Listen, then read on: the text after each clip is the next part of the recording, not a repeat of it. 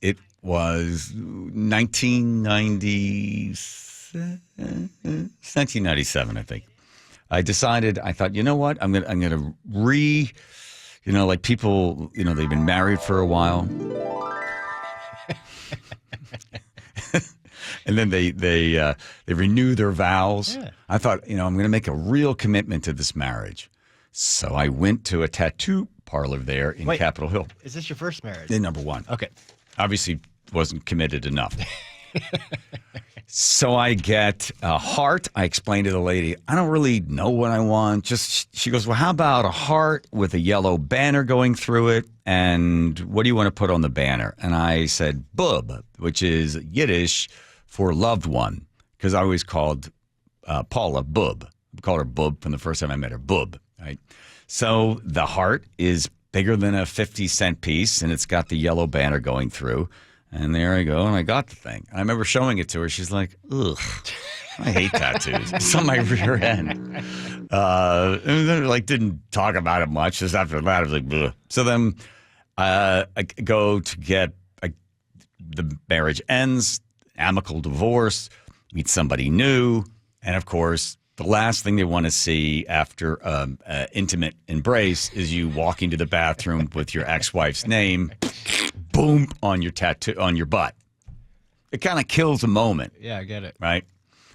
So I went to Virginia Mason and I said to the lady, can you get this off? She goes, oh, absolutely. We've got a laser. Just going to warn you, the yellow dye could be a problem. There's two types of yellow dye. They have some type of chemical or it's a metal in there. She had a woman come in the other day. She had a giant Tweety bird on her calf. Big thing. And I said to her, now listen, when we hit the laser with the yellow, we don't know which yellow paint it is, tattoo paint it is. It could either just break up and we'd be fine, or I hit it with the laser and the whole thing turns black. And the woman's like, oh, she goes, it's a 50-50. Oh, I just hate this thing. She goes, realize it's going to be just instantaneously black, like a giant outline of a Tweety bird on your leg. She said, do it. I just can't stand this. I'll take the risk. Boom, hit it with the laser. And this is a while ago with these old lasers, and the whole thing turned black. So she warned me of that. She goes, so you could have a little black band going across where it says bub. She hits it with the laser, doesn't do anything to the yellow, but I have to go back 4 times. And it was like $300 every time. So after the 4th time, and the whole tattoo probably cost me $400. So I'm $1,200 into getting rid of this thing.